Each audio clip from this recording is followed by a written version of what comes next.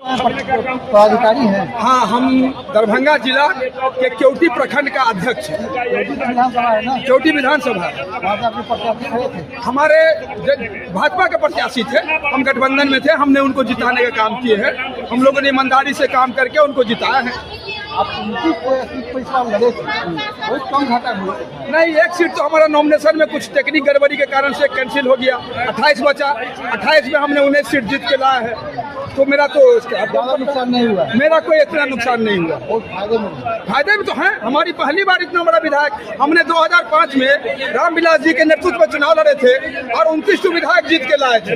लेकिन हमारे जो लीडर थे बाबू रामविलास पासवान जी ने कहे थे कि मैं मुस्लिम को मुख्यमंत्री बनाऊंगा, मेरी शर्त थी। मैंने चुनाव से पहले घोषणा किए थे उन्होंने, और इसी शर्त पर उन्होंने सभी दल वाले को कहा कि हमारा कहना था हमारे पास 29 विधायक है, मैं आपका समर्थन कर दूंगा, आप किसी को मुस्लिम मुख्यमंत्री बना दीजिए। किसी दूसरे पार्टी को वाले को भी कहे, लेकिन किसी ने तैयार नहीं हुआ, किसी ने मुस्लिम को मुख्यमंत्री बनाने के लिए तैयार नहीं हुआ और हमारी पार्टी खंड विखंड हो गई। ये आप लोजपा में हैं, लोजपा में काम कर रहे हैं, लगातार कार्यकर्ता है।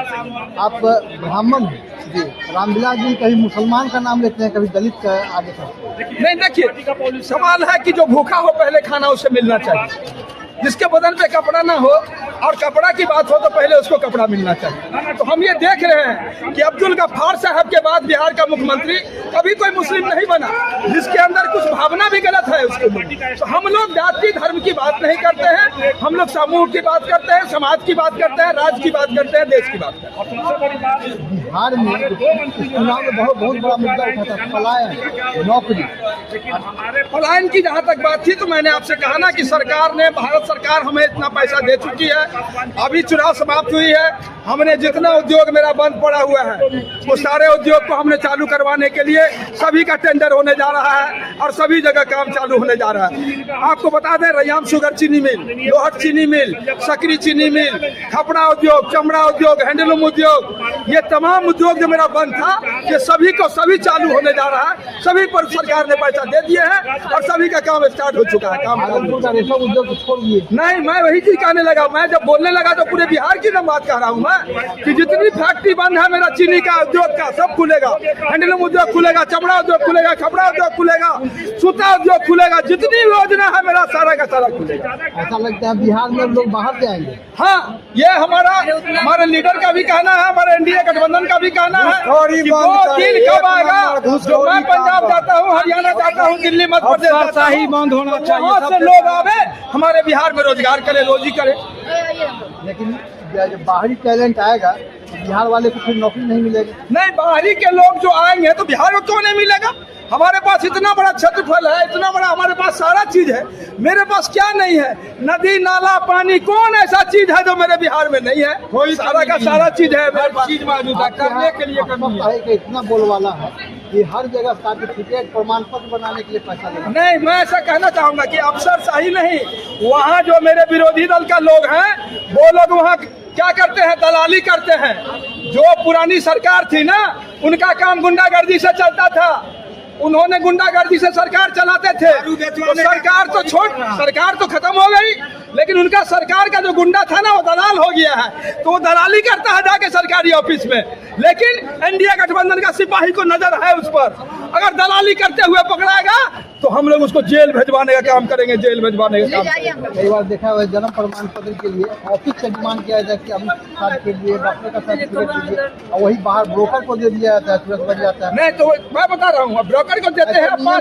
नियम जबरदस्त करते हैं। ब्लॉक में संख्या पदाधिकारी होते हैं, सांख्यिक पदाधिकारी, और डिस्ट्रिक्ट में भी होते हैं। ये फॉर्म जमा होता है सांख्यिक पदाधिकारी के पास। अभी सरकार नया नियम लागू किया, उसमें मुखिया का अनुशंसा होता है, उसमें आंगनबाड़ी की अनुशंसा होता है, और वो फॉर्म जाके जमा हो जाता है और वो फॉर्म नेट पर बन करके उसको आराम से मिल जाता है। लेकिन बहुत लोग रईस हैं, वो नहीं जाएंगे ऑफिस में, मुखिया के पास साइन नहीं कराने जाएंगे, वो दलाल को दे देते हैं, दलाल उसे पैसा लेकर के काम करता है। तो दोष किसका है? वो दलाल का और देने वाला का। उसमें सरकार की कोई दोष नहीं है, किसी का दोष नहीं है। जन प्रमाण पत्र के लिए वार्ड काउंसिलर का सिलसिला चलेगा। हाँ, वार्ड काउंसलर हो, सरपंच हो, मुखिया हो, प्रमुख हो, प्रधान हो, सारे लोगों को इसमें अथराइज है कि आप अनुशंसा करवा लीजिए और जाके संचित पदाधिकारी के पास पेपर जमा कर दीजिए, आपका आराम से पेपर बन जाएगा। कोई 1 रुपया घूस नहीं लगता है किसी को। लेकिन अगर आपने घूस देने जाते हैं उस दलाल को, तो दलाल मेरा विरोधी पार्टी का लोग है जो यही काम करता है। सरकार खत्म हो गई है तो दलाली के बदौलत रोटी कमाता है और खाता है। मैं उस रोटी को भी बंद करवाऊंगा, उसको उस रोटी को भी नहीं चलने दूंगा उस विरोधी को। आज नहीं तो कल उसको भी छठी का दूध याद करवाऊंगा, छठी का। नई सरकार है, विकास की पहली प्राथमिकता क्या है? मेरी पहली प्राथमिकता है रोजगार। रोजगार बंद पड़े, जो उद्योग है उसको चालू कराना, ये मेरी पहली प्राथमिकता है। महिलाओं को पैसा मिला, युवाओं के लिए क्या? मैं कह रहा हूँ युवाओं को अब छात्रवृत्ति नहीं मिलता है क्या? तो पढ़ने वाले के लिए, रोजगार करने वाले रोजगार के लिए अभी मैंने पैसा दिया, अभी सुने ना, अभी 2 लाख रुपया फिर मैं देने जा रहा हूँ। मैं 10,000 रुपया दिया हूँ आपको। अगर आपने कारोबार चालू कर दिए हैं, उसकी जांच होगी, जांच में अगर रिपोर्ट आ रहा है कि नहीं आपने कारोबार चालू किए हैं, तो मैं फिर 2 लाख रुपया आपको दे रहा हूँ कि आप इस कारोबार को आगे बढ़ाइए।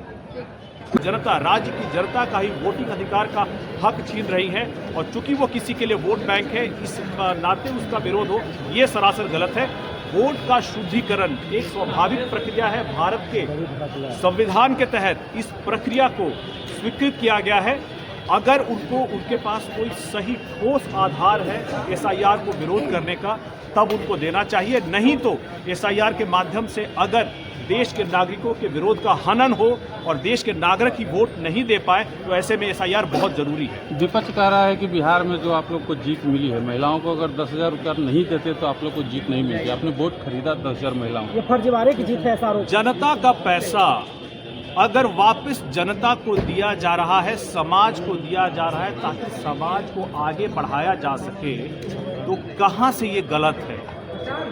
और ये उस वक्त दिया गया है, सारे चुनाव से पहले दिए गए हैं और एक सरकारी कार्यक्रम के माध्यम से दिए गए हैं। ये सरकार की नीति में पॉलिसी रहा है।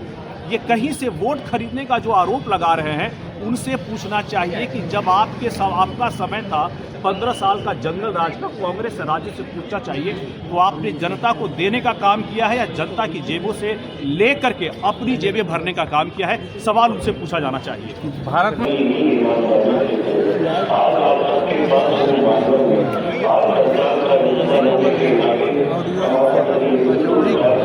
माध्यम से बात